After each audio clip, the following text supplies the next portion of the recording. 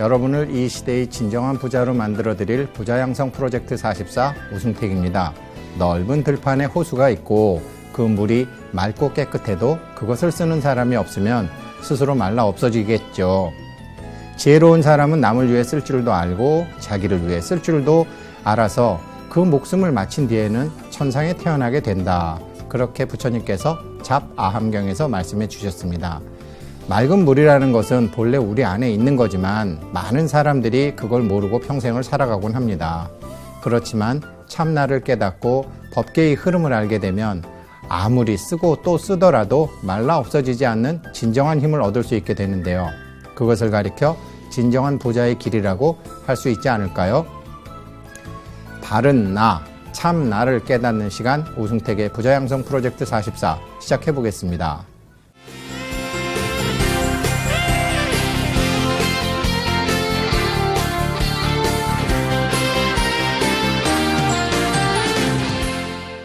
자, 이제 우리 오늘 법회 내음열의 세 번째 서원할 차례죠. 사실은 법회 내음, 그러니까 병력이 딱 떨어질 정도로 뭐가 확실하게 이게 돼야 되는 건데, 제가 실력이 좀 그래가지고 이거를 그냥 하를 탁 해서 우리 시청자 여러분들을 좀 깨닫게 해드리고 싶은데 방법은 없고 어떻게 하면 좋을까? 각자 자기 잘못을 찾아가지고 이제 하시면 좋을 것 같은데요. 이 세 번째 서원에요. 먼저 제가 말씀부터 드리면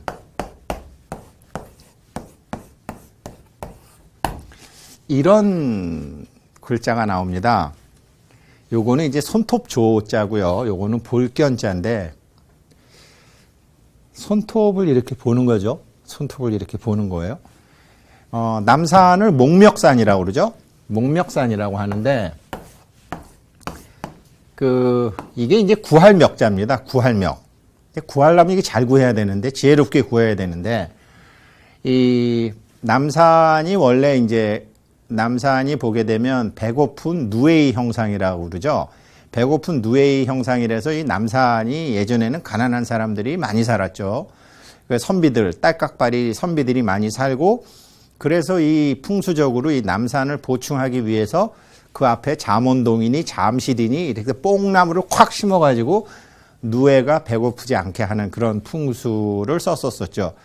물론 이제 이 남산에는 이제 예전에는 참 그렇게 가난했고 또 이제 6.25 사변 이후에는 이북에서 피난민들이 내려오셔서 해방촌도 이루었고 근데 요즘은 이제 좀 바뀌어서 이제 뭐 하얏트 호텔 근처로 외국 대사관도 많이 생기고 뭐 재벌 회장님 댁도 그 근처에 많이 있고 하죠.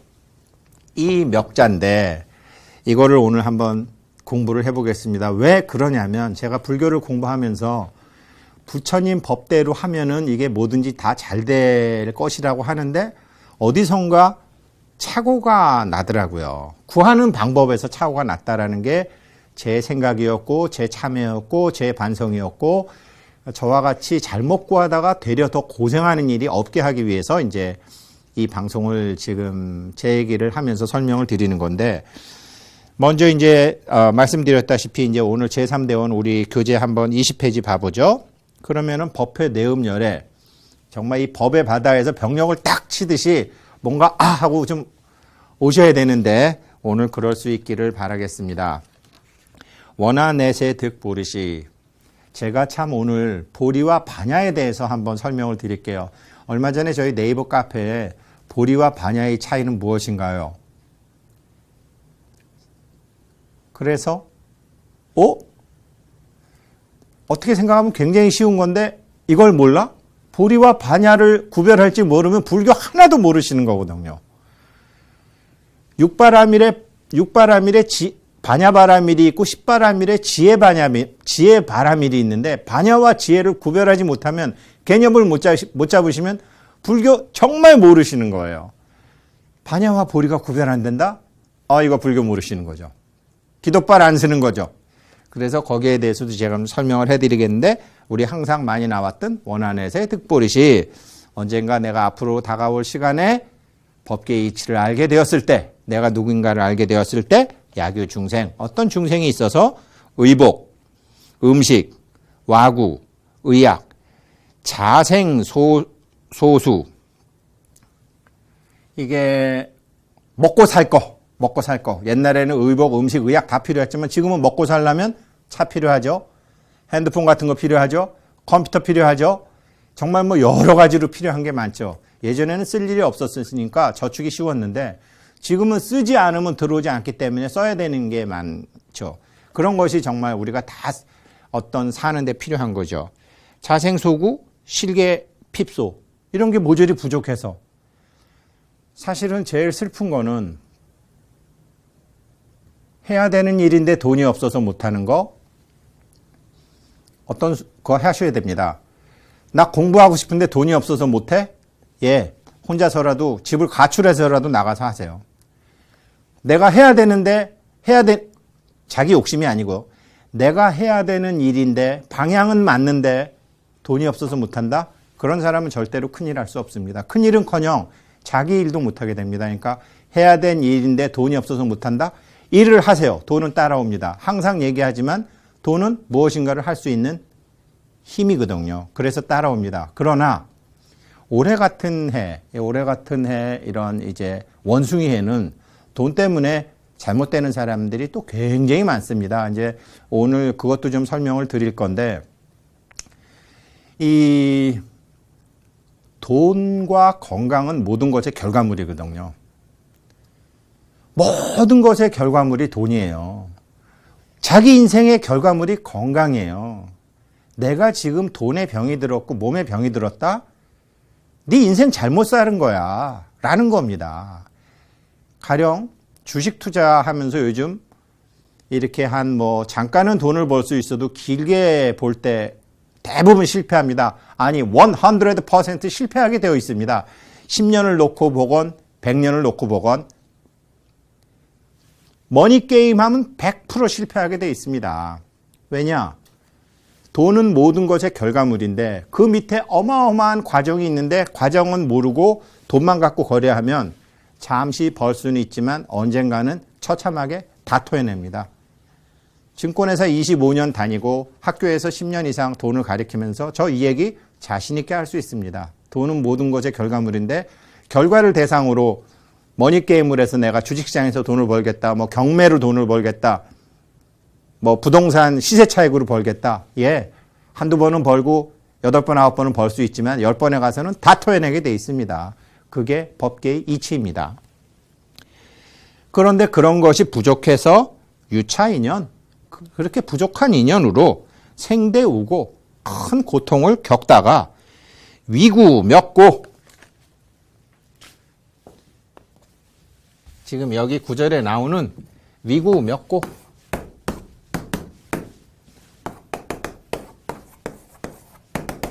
그런 거를 구한답시고 자기가 부족한 것을 구한답시고 조중 악업 이러면 안 되는지 하면서도 악업을 계속 짓다가도 양문아명 내 이름을 듣고 지심칙명 약사여래님 하시다 보면 유시렵고 그 힘으로 소유핍소 수념개득 내지보리 부족하던 것이 다 채워지고 또 법계의 바른 이치까지 알게 되느니라. 많은 사람들이 저를 포함해서 많은 사람들이 필요한 것을 위구멱고 구한다고 하다가 악업을 짓는다라는 거죠. 이거를 어떻게 해결할 것이냐. 예, 우리 한번 이거 해결하는 방법을 한번 같이 공부를 해보죠. 지금 제가 동영상을 하나 준비해 왔는데요. 이 동영상을 먼저 아셔야지 반야와 보리도 알고 불성과 업성도 알고 이 불교에서 이 부처님이 말씀하신 것을 학문적으로 이렇게 한 유식학이라든지 중관학이라든지 이런 게 공이 뭔지 이런 게 이해가 되시는 거죠.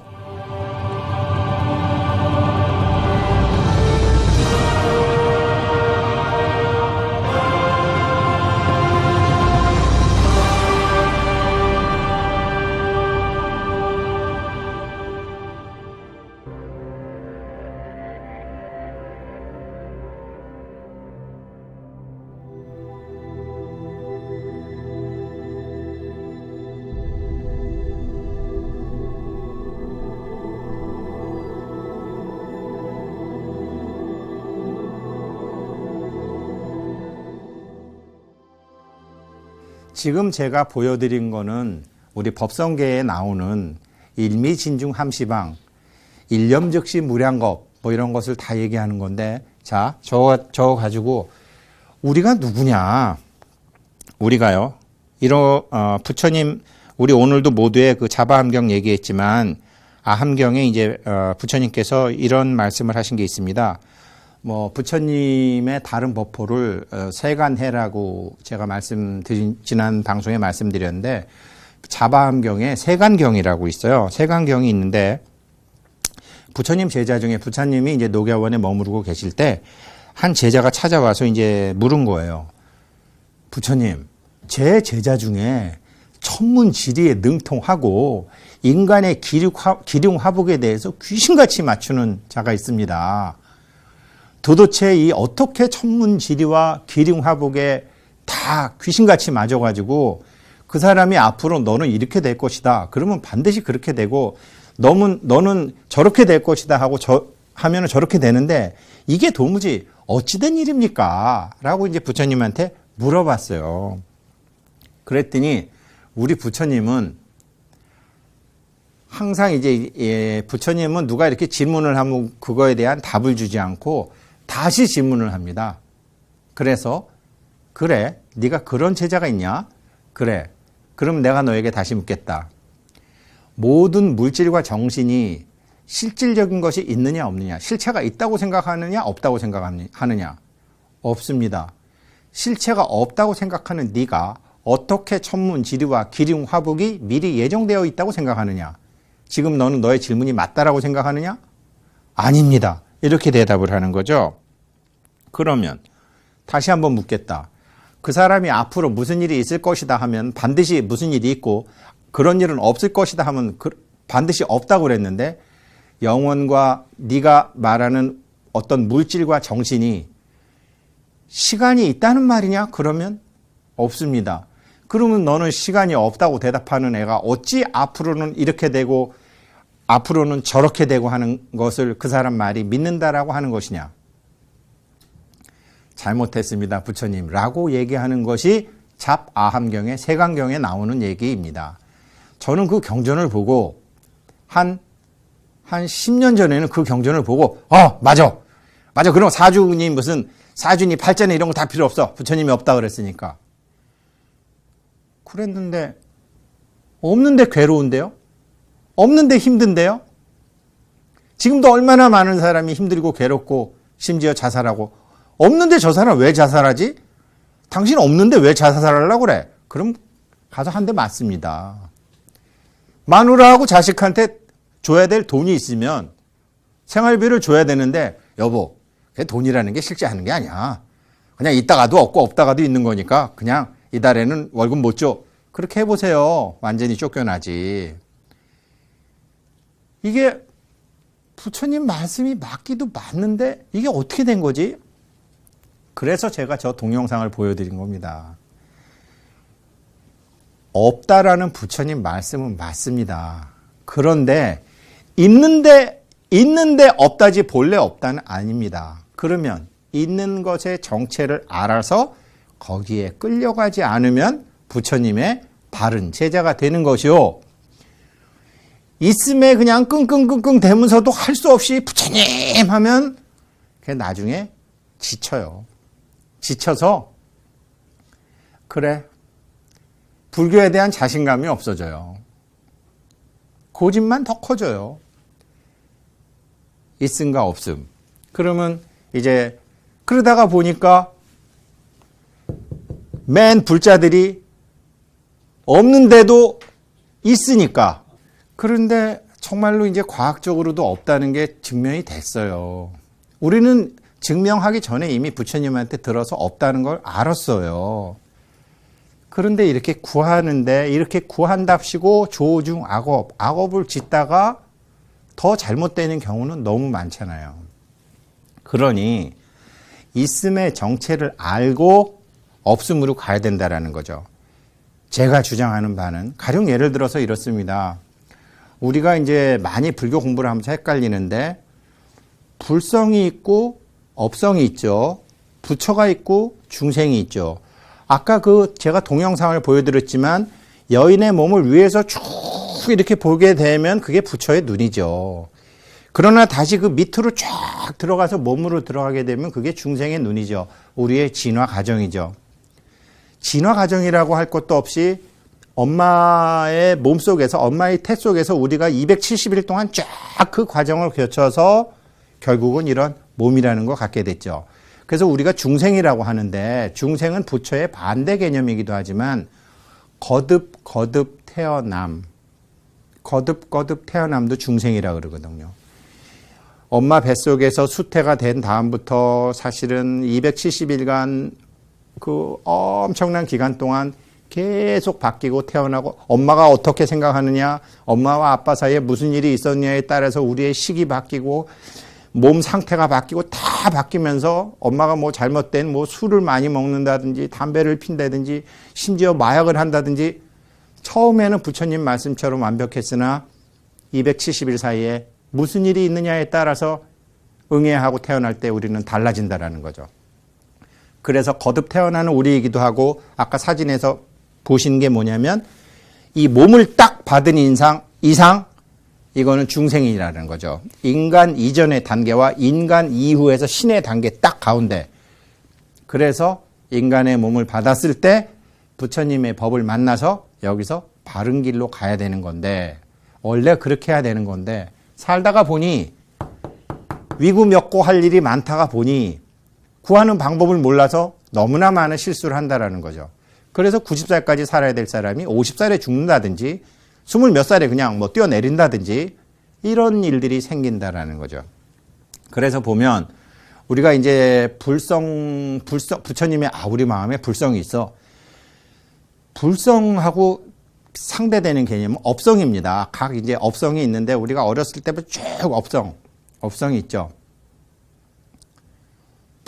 일단 정답은 아니지만 근사한 답으로 이제 중간학파, 불교의 중간학파, 그러니까 불교 부처님이 말씀하신 세계를 그 유식학으로 해서 잘게 쪼개고 들어가서 아주 몸 세포까지 들어가서 미분해서 중생의 마음에서 인간의 마음을 본 게 유식학이고요. 아까 그 여자분을 위에서 쫙 본 것처럼 부처님의 관점에서 인간의 마음을 본 걸 중관이라 그러거든. 이 중관학파가 이제 우리가 유명한 그 용수보살, 니가르주나 용수보살님이 이제 이 중관학의 창시자죠. 얼마 전에 그 우리 그 네이버 카페에 질문해 보니까 104위 신장님은 어떻게 되는 건가요? 36위 신장과 104위 신장님, 뭐 우리 절에는 104분이 안 계시던데요. 그거 간단합니다. 화엄경 약창계를 용수보살님이 설하셨거든요. 대방광불 화엄경, 용수보살 약창계, 나무화장 세계해, 비로자나, 진법신, 요게 7글자씩 104구절로 되어 있습니다. 그래서 104위 신장을 절에다가 모신 거예요.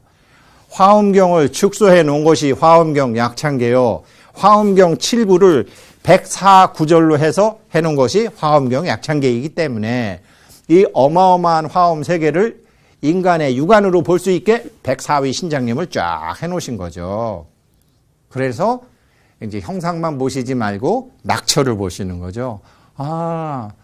부처님의 대웅전 계시고 다음은 대승불교의 정수 반야신경을 독송하겠습니다라고 하면서 딱 보이는 신중단은 바로 우리 까막눈으로는 보이진 않지만 부처님의 불안으로는 보이는 화엄세계의 작용을, 화엄세계의 상을 취해서 104분의 신장님, 인간의 형상을 하신 신장님으로 모셔둔 겁니다.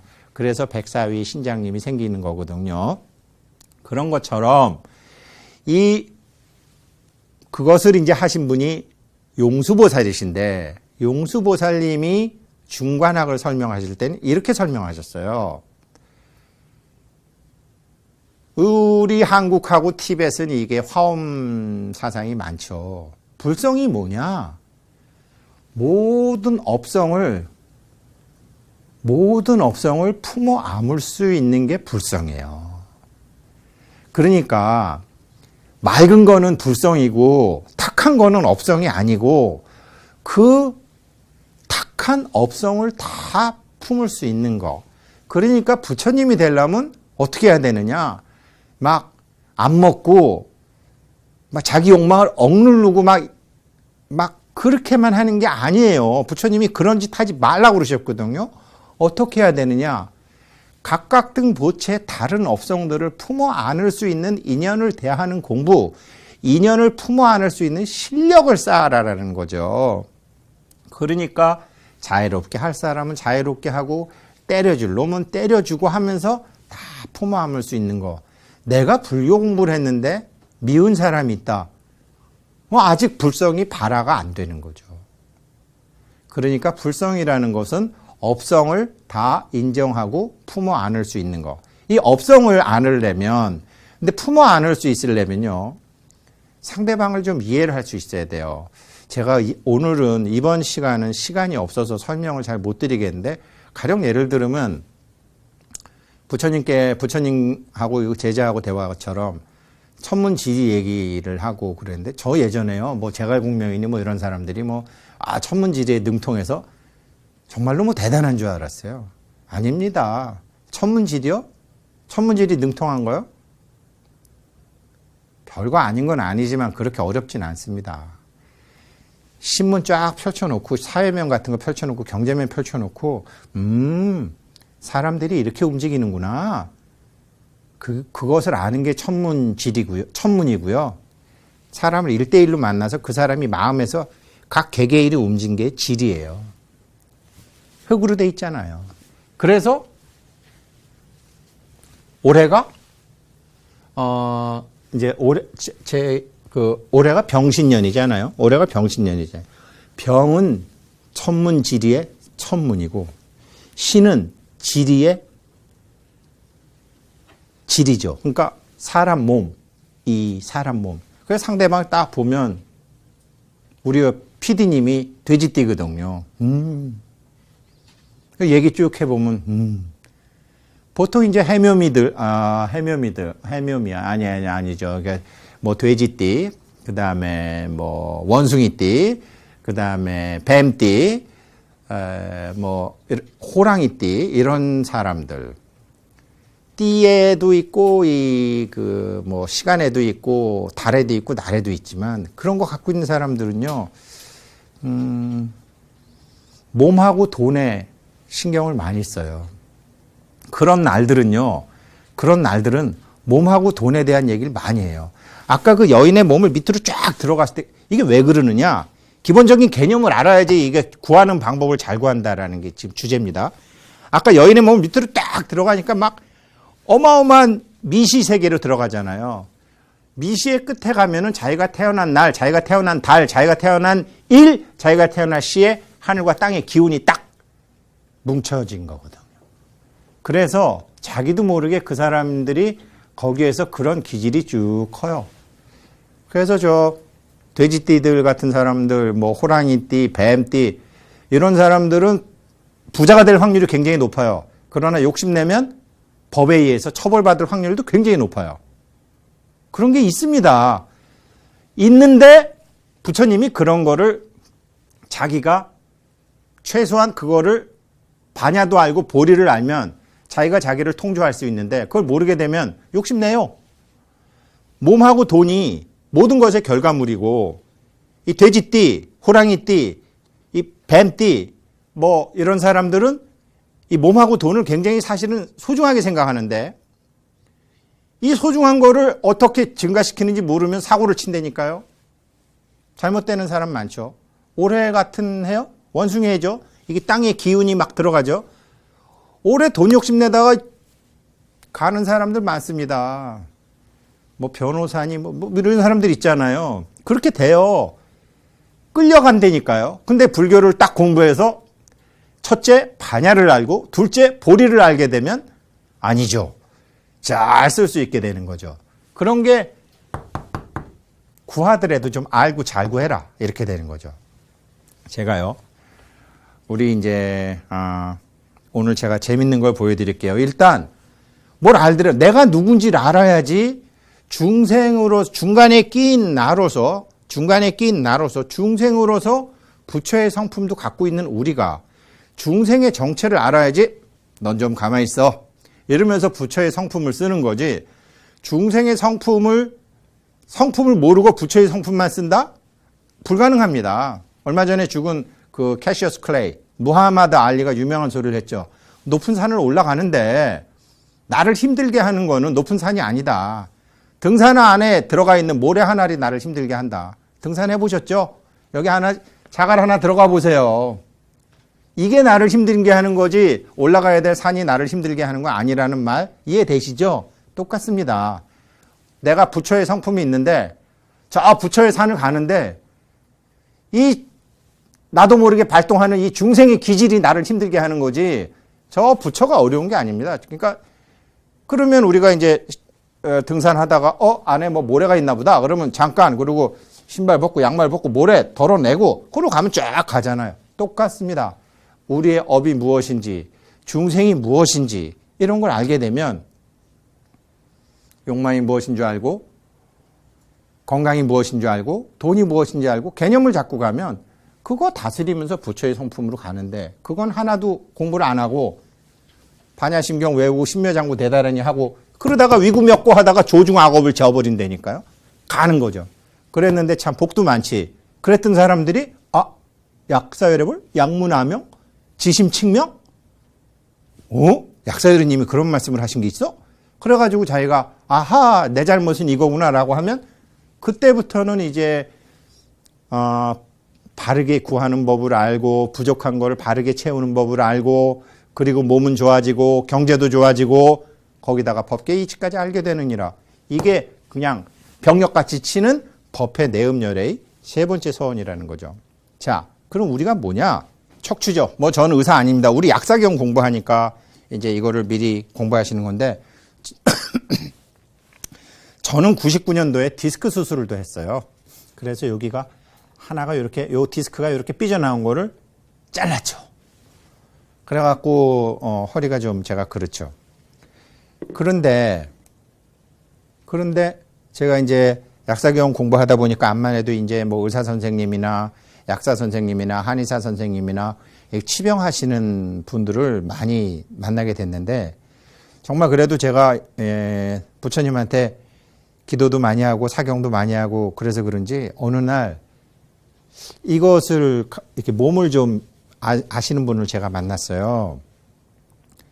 근데 저한테는 이게 이제 맨날 이게 어떤 외부적인 자기가 충격에 의해서 교통사고 같은 거로 해서 이렇게 되는 경우도 있지만 저 같은 경우에는 자세가 올바르지 않아 갖고 그런 경우가 많았거든요. 그래서 설명을 들어보니까 이게 이제 골반뼈잖아요. 그죠? 이게 골반뼈고 이게 고관절이라는 거잖아요. 이 골반하고 고관절이 딱 중심을 잡아주게 되면 이것도 제대로 되는데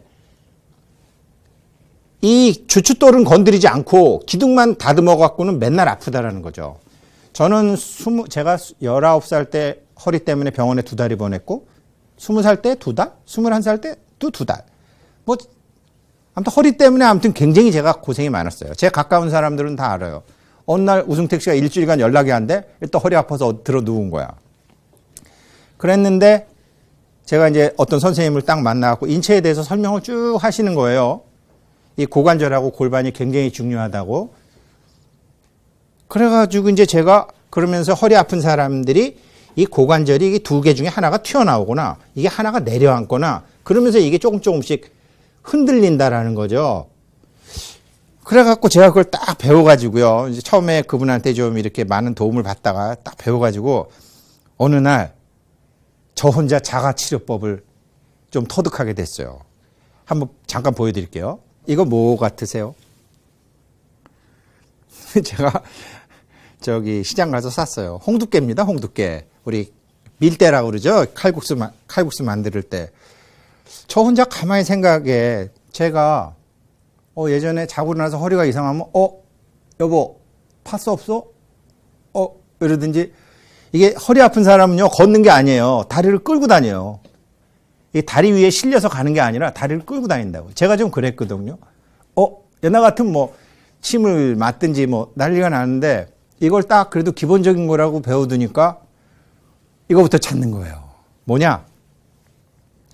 제가 그 선생님한테 배우기를 요게 이렇게 지진이 날 때 이렇게 지진이 나는 경우가 있고 수평 지진이 있고 이렇게 수직 지진, 옛날 고베 지진은 이렇게 나왔고 막 일본이 작살이 났죠. 보통 이제 이렇게 수평 지진이 나는 거죠. 그러니까 제가 요거를 딱 가지고 여기를 맞추는 거를 해본 거예요. 여기를 딱 맞추면 여기가 이제 쓸 거라고 생각해서.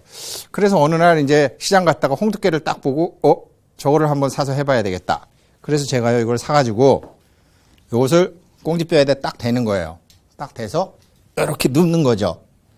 그래갖고 저 혼자 이러면서 이제 대방강물 화원경 용수보살 약창계 나무 화장 세계해 뭐 이거 해도 좋고 약사여러분 해도 좋고 달질타 살찌 이렇게 해도 좋고 이러고서 한 5분 있는 거예요. 서서히 이래갖고 또 좀 내리고 또 다시 이렇게 해서 좀 내리고 그러니까 골반이 이렇게 잘못된 거를 이렇게 맞춰놓는 거죠. 왜냐? 밤에 잠잘 때 이렇게도 자다가 하면서 이게 젊었을 때는 근육이 탄탄하게 있어가지고 이게 골반을 받쳐주는데 나이가 들으면서 이게 근육이 없어지니까 이걸 틀어버리는 거거든요. 그래서 이거를 아침에 딱 해놓게 되면